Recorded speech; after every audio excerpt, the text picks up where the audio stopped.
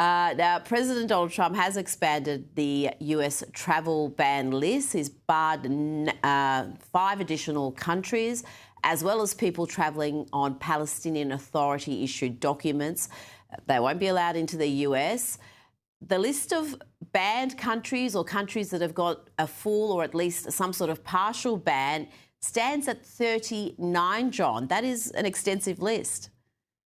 Well, it's a huge list. It's probably too big a list. You know, under our Constitution and our laws, the president has got a lot of authority over immigration. He can, by order, suspend all immigration if he wants to, or he can suspend any part of it that he may want to. He's chosen to do that now, but this is not going to be permanent. At some point, immigration from some of these countries or travel from some of these countries is going to resume.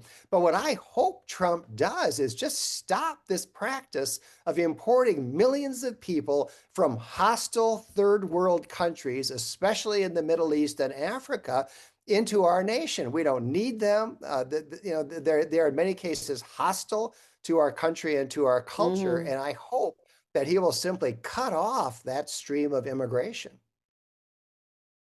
Well, you look at that list of countries, and there are overwhelmingly African countries, countries in the Middle East. So they are on that list.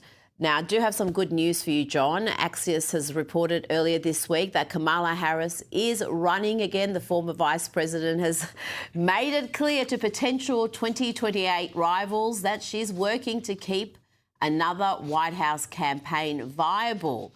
What are her chances, John? Well, her chances are slim and none, Rita. She's not going to be the Democrats' nominee in 2028. I mean, she was an embarrassment in 2024. I think, Rita, that the reason why she's doing this is not because she's serious about trying to get elected president in 2028, but oftentimes politicians are in this situation where they have to at least tease the idea that they're going to be running for president so that they stay relevant. She wants to be a guest on The View. You know, she wants to go on, she wants to get paid $100,000 to give a 30-minute speech and so forth. And so she's got to stay relevant. How do you stay relevant? By putting it out there that you're running for president. Well, she's had already 2 trips to Australia. First one was speaking at some sort of a real estate conference on the Gold Coast, and I think she's going to be back again. So I don't know why we are being targeted by Kamala Harris. Someone's writing her checks in Australia. I don't know who.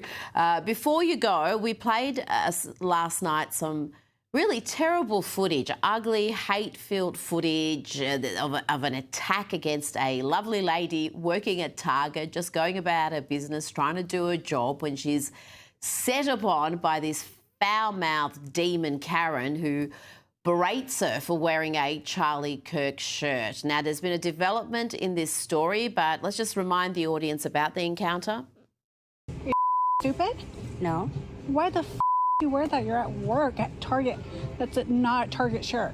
It's not a plain red shirt. You support a racist. No, the opinion is he's a racist and you support him. That's your opinion, ma'am. And you should not be allowed to wear that. This is going to be taken above your head. That's insane.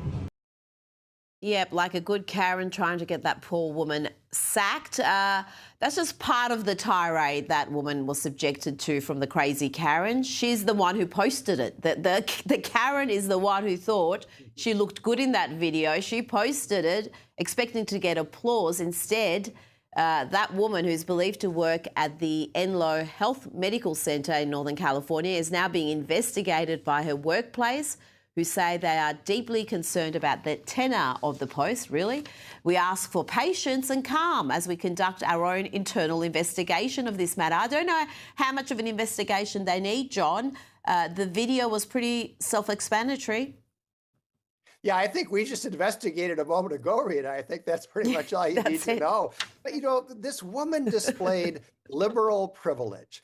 Liberals think they can do this. They think they can just walk up to somebody in a store and start swearing at her, attacking her, calling Charlie Kirk a racist, suggesting she's going to go to this woman's manager and try to get her fired. Liberals think they can do this kind of thing because they live in a bubble.